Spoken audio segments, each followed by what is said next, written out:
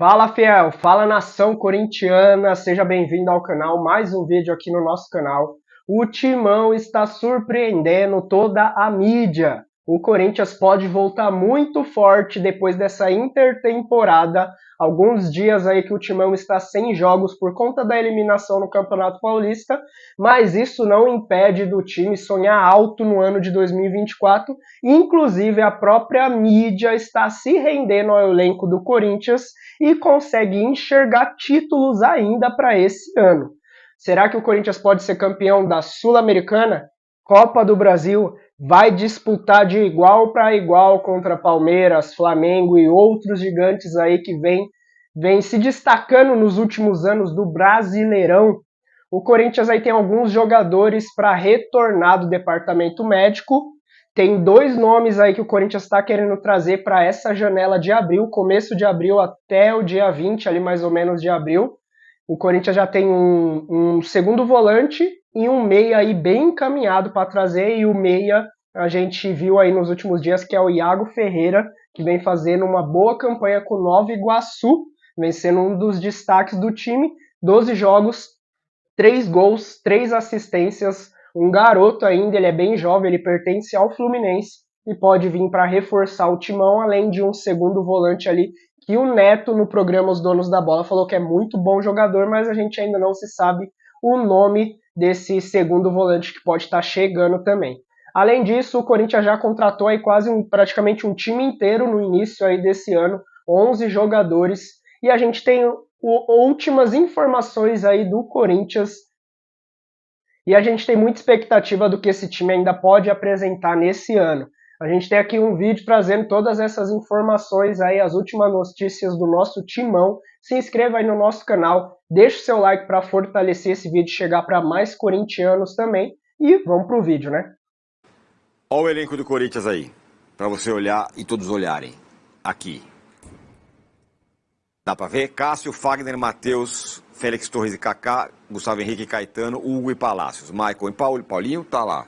O Raí tá colocando esse reforço já pro Coringão, mas tá voltando, enfim. Tá. É que dá para colocar mesmo, porque ele tá voltando. Ranieri e Fausto Vera pela direita, de Roberto Romero e Gabriel Silva, né? Gustavo Silva. É o Mosquito. Sim.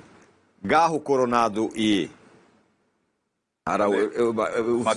Você não sabe, mas eu tenho dislexia, eu Mateus não consigo saber quando é. É o Matheus Araújo. Eu não sei o primeiro nome de ninguém.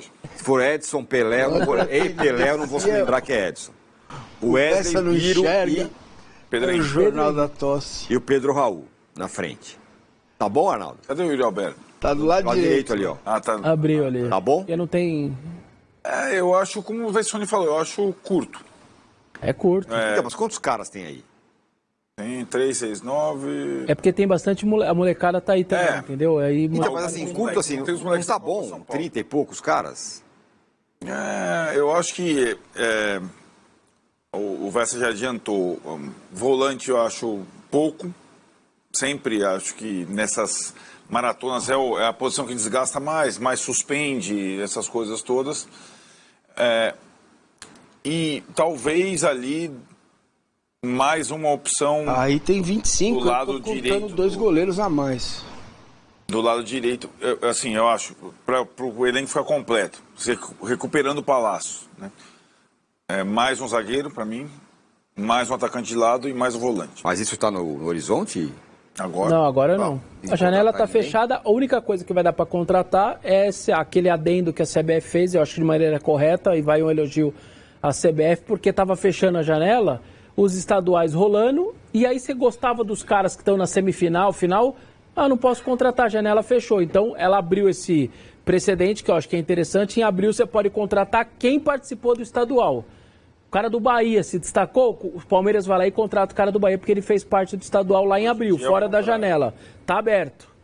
Então isso daí é bom, mas é a única possibilidade. Tem alguns ótimos jogadores nos estaduais, hein? Sim. O menino 2 do Nova Iguaçu eu queria. Parecem bons jogadores. Mas então, na verdade o Corinthians ainda tem...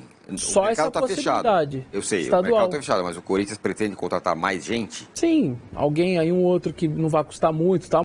Massa, esse elenco que a gente acabou de ver é melhor que o elenco 2023? que tinha aquela turma toda lá, Renato Augusto. Eu acho mais equilibrado. Mais jovem, mais equilibrado, mas é bem carente. Bem carente, de Bem quê? carente. O Arnaldo falou, volante... Zagueiro... O problema é quando você olha Você os está nomes... contando com os jovens ali. É isso. Né? Você, olhando para aquela relação lá, você fala assim, o Biro vai entrar do lado esquerdo num jogo grande e vai dar isso. conta. Não se sabe. Isso, Entendeu? Por exemplo, vou comparar, é diferente do Palmeiras. O Palmeiras tem Naves, Vanderlan, Garcia, Fabinho, isso aí pode pôr para jogar que acabou, não tá? Mas os caras têm 23 anos, 22, 23, já estão tudo corado. Entendeu? Não tem, pode não jogar bem, é outra discussão. Mas não tem mais aqueles bebezinhos da base. O único que tem é o Luiz Estevam. E o Corinthians tem vários. O Bidon que nem tá no campinho ali, mas ele tem 18 para 19, estão fazendo agora um trabalho com o nutricionista para tentar ganhar massa muscular. O menino é um talentaço, né? Acabou de renovar tudo. Mas até maturar o corpo e tal. O Bidon, por exemplo, vai demorar um tempinho para ele poder jogar em alto nível. Porque se colocar ele em campo, como foi na emergência ali, se colocar de novo o Bidon em campo, né? O que vai acontecer com ele? Ele vai querer acompanhar o ritmo dos outros e vai se machucar, entendeu? Muitos meninos desses que subiram para o profissional do Palmeiras, na base, machucaram. O Giovani teve duas contusões musculares, o Luiz Estevam teve uma, o Luiz Guilherme teve várias, porque ele vem lá do enfrentamento com os parentes dele, né? É outro ritmo. Os primos, tal, beleza. Aí ele chega para jogar e dividir lá com o Murilo, com o Zé Rafael. Então ele precisa fazer um esforço maior para poder estar inserido nesse jogo.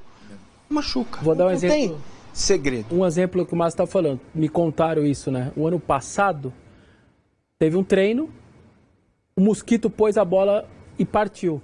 O Biro foi acompanhar ele. Abriu o músculo grau 2, lesão de grau 2. Não suportou. Na hora da corrida abriu o músculo do menino. Porque é outra coisa, eles vêm com outro tipo de corpo, não suportou pegar o Mosquito na corrida.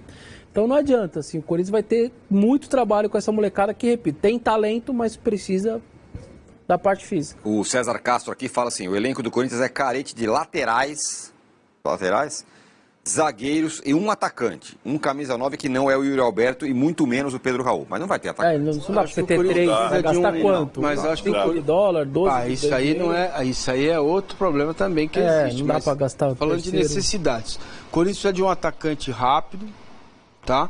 Pra jogar por dentro. O Corinthians precisa de mais um volante. A não ser que incorpore de novo o corpo e alma do Fausto Vera. Não 2, na verdade. Não 2, né? 2. Entendeu? Na minha cabeça são 2 volantes. Mas você fala 2... Porque eu não tô contando com o Fausto. Isso que eu ia falar. Sem contar com o Fausto Vera. Mas o Fausto Vera pode renascer. O cara teve um bom começo. Pode. Aí eu gosto muito. Você precisa de mais um zagueiro. Não existe se jogar um campeonato com 4 zagueiros. Não dá. Se você quiser usar 3 zagueiros, tem um suspenso, você fica no banco, não tem zagueiro. O Kaká eu acho muito bom jogador. Chegou por último. Acho muito bom jogador. Joga dos dois lados da defesa, vai jogar a maioria, eu acho. Vai ter até o Félix Torres vai para a seleção, provavelmente. Provavelmente vai ser ele e foi Gustavo Henrique. Você normalmente fala, eu vi o Arnaldo falar pela primeira vez e sempre fico de olho nesse negócio, que o futebol brasileiro, por conta do calendário, a coisa toda, uma coisa positiva dos times é você ter jogadores bons a ponto de ajudarem muito seu time, mas não tão bons a ponto de ir para a seleção. Assim é. O que é quase uma sabedoria fazer isso. O Corinthians talvez seja um pouco isso. Exato. Tem poucos caras selecionáveis. Não sei se são sabe bons. quem é o cara que mais representa essa tese do Arnaldo?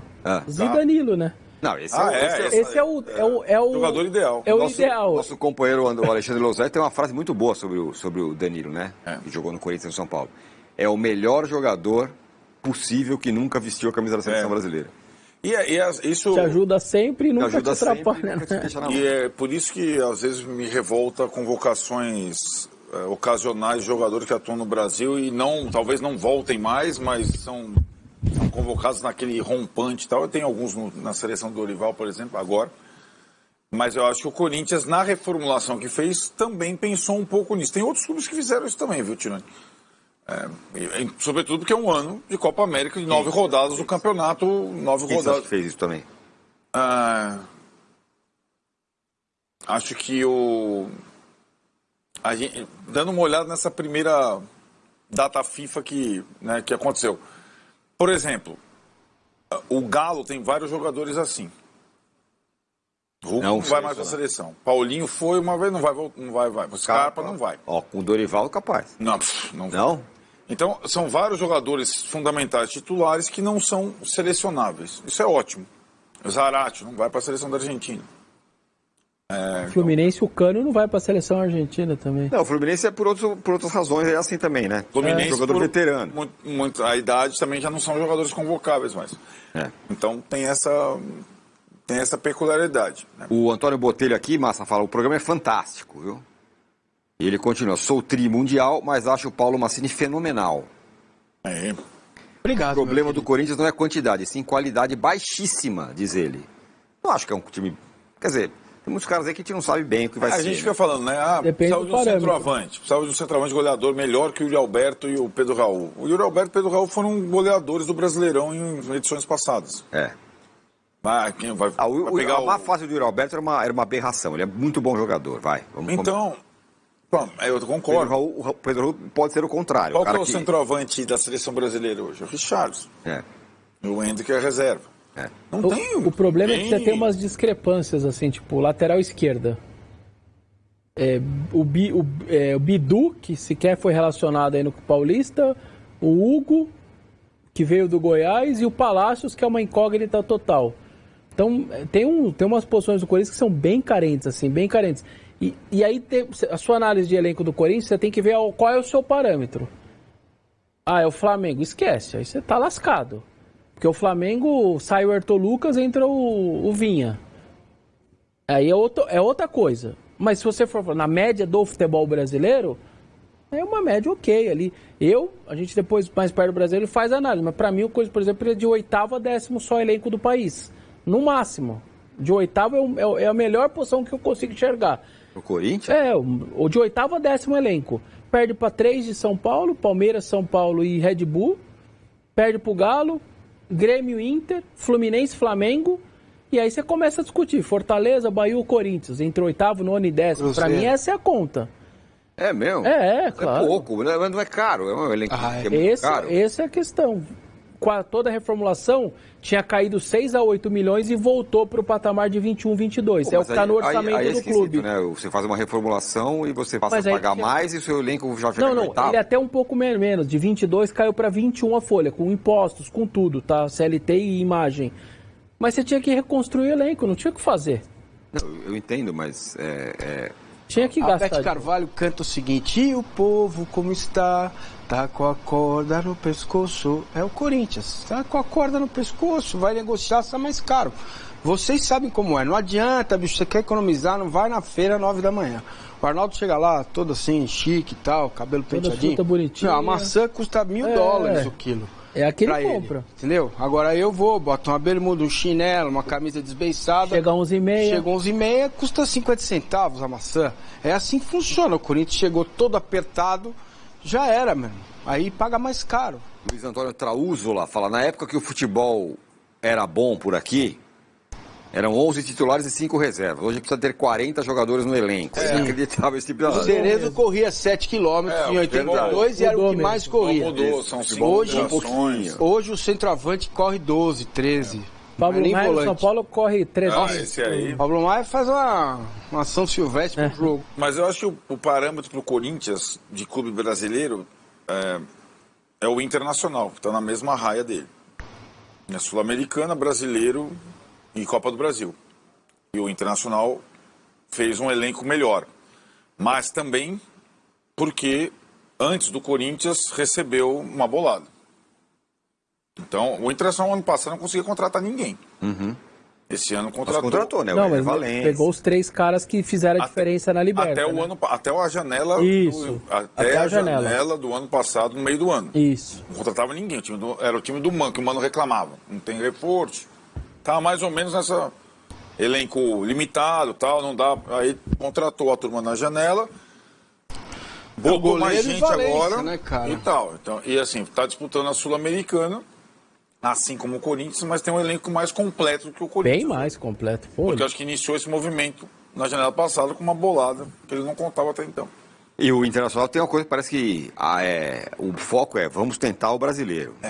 A Sul-Americana, tudo bem, o resto tal. O nosso negócio é tentar o brasileiro, que é o grande que há mais tempo não ganha o brasileiro, né? Desde 79. Os 13 aí, considerados maiores. O Luiz fala o seguinte: o problema não é ter jogadores que vão para a seleção, a solução é ter bons jogadores reservas. Não podemos abrir mão de ótimos. Diz ele assim, por conta do calendário e tal. Né? Deixando claro, não tô falando que é ruim o Flamengo ter o Vinha e o Ayrton Lucas, não é isso. Só tô dizendo que perto do Corinthians é um privilégio muito grande que não tem comparação, é diferente. Vamos lá, vamos falar do Timão, porque, primeiramente, só afirmar que o jogo treino nessa sexta-feira que aconteceria entre Santos e Corinthians na Vila Belmiro foi cancelado. A delegação do Corinthians estava, digamos, se dirigindo até o local do estádio, né, e um acidente acabou bloqueando as pistas ali na Anchieta, que faz, né, o trajeto de descida da Serra de São Paulo até a Baixada Santista, e com isso o amistoso, o jogo treino, né, na verdade teve que ser cancelado e a delegação voltou para o CT Joaquim Grava. Mesmo assim, o Corinthians já soltou na própria Corinthians TV imagens dos jogadores trabalhando na academia para que o dia não fosse perdido, né? O Heverson Pimentel, que eu conheço lá do Grêmio, muito bom preparador físico, falou exatamente sobre isso, né? Amanhã eles voltam para o campo, então hoje, para não perder o dia, trabalho de carga na academia, tudo isso visando a estreia na Sul-Americana lá no dia 2 de abril, como a gente já citou, né? Então tem alguns dias ainda de preparação. Obviamente que esse confronto, esse teste contra o Santos seria legal, mas enfim, faz parte, né? Tem uma possibilidade de jogo contra o Londrina na semana que vem, enquanto isso os jogadores vão trabalhando no campo, aquela conversa, aquela coisa toda. E por que o bate-papo com o Paulinho chama a atenção? Porque o Paulinho foi alvo de muitas críticas nos últimos dias. Mas assim, cara, eu vi assim a rede social pesando pra cima do Paulinho. Primeiro porque ele não tá jogando.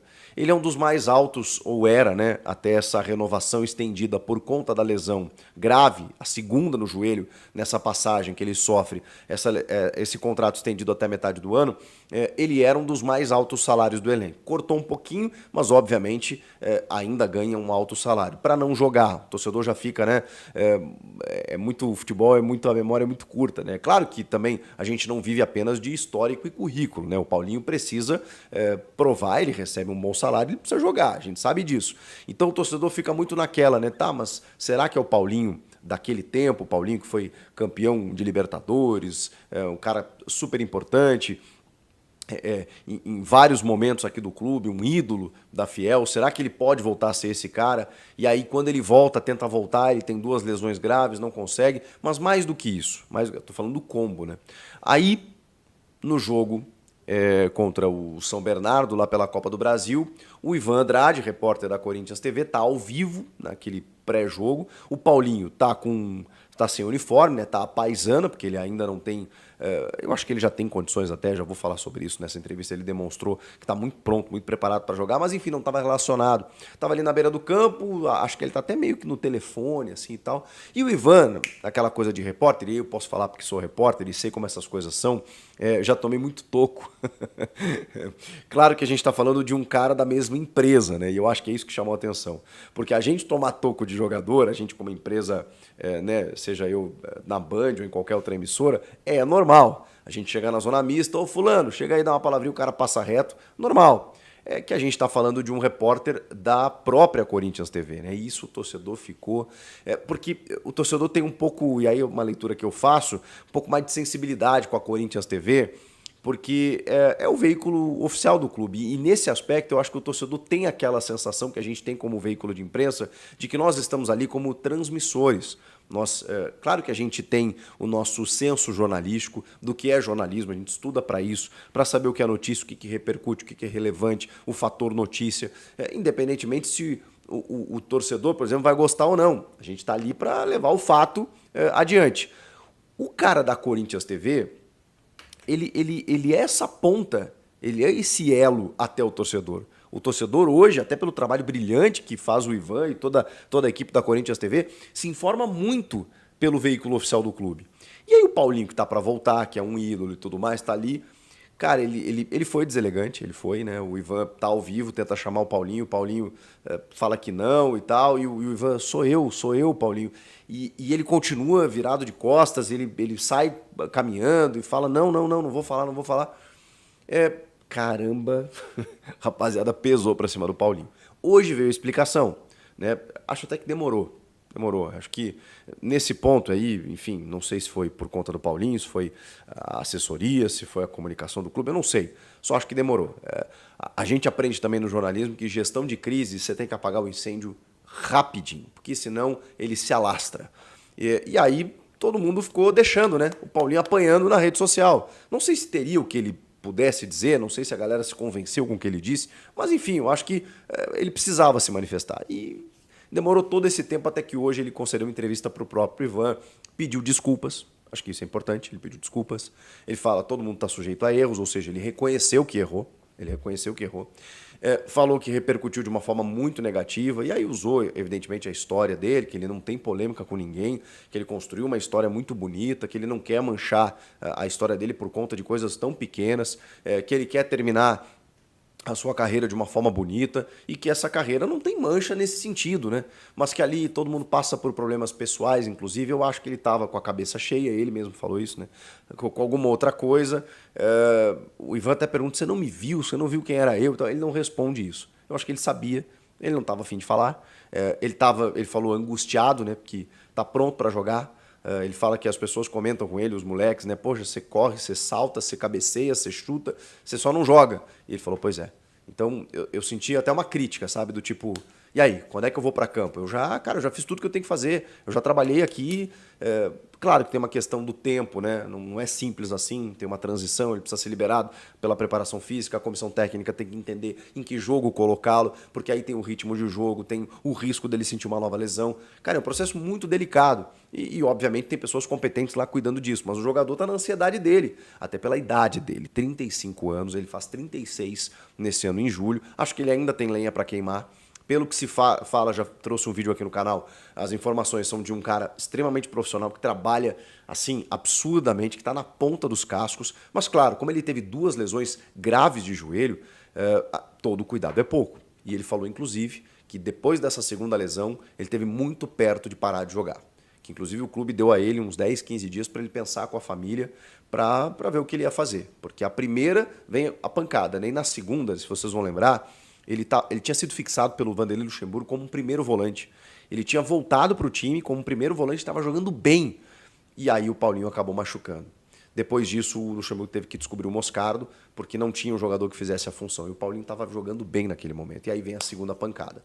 Mas aí ele pensou, caramba, eu vou ter que parar de jogar em algum momento. Será que é dessa forma que eu quero? Então vamos assim, vamos tratar essa lesão, vamos ver o que acontece. Ele precisou estender o contrato. E, cara, ele está aí e quer jogar. E tem uma identificação muito grande com o clube, tem um amor muito grande pelo clube. Então, assim, não sei, não vou aqui fazer nenhum julgamento. Acho que, assim, ele finalmente, acho que a crítica que eu faço aqui demorou, mas finalmente ele resolveu, ele pediu desculpas, ele está focado na preparação dele. Acho que realmente a repercussão foi desmedida. É fato que ele foi deselegante, mas a repercussão foi muito desmedida. Então, agora é você que comenta aqui e fala se te convenceu, se está tudo certo. Eu só espero que ele volte a campo o mais rápido possível, porque ele é um baita jogador, tem uma baita história no clube, mas acima de tudo, é um profissional exemplar que eu acho que pode agregar tecnicamente no time do Antônio Oliveira. É isso, Fiel. E aí, o que você achou? Você concorda? Que posição ali dos times brasileiros você coloca o nosso timão? A gente precisa olhar também que o Corinthians foi totalmente reformulado do ano passado para esse ano. Então a gente também não pode querer de cara competir com times que vem jogando junto há 2, 3, 4 anos aí. Caso às vezes de Flamengo, de Palmeiras. Mas eu acredito muito nesse time do Corinthians, nos jogadores que vieram, jogadores que querem vestir a camisa, jogadores que estão demonstrando querer fazer a diferença no Corinthians. E a gente tem tudo para fazer um bom ano. E através das conquistas desse ano, talvez ainda melhorar o time para o ano que vem, né?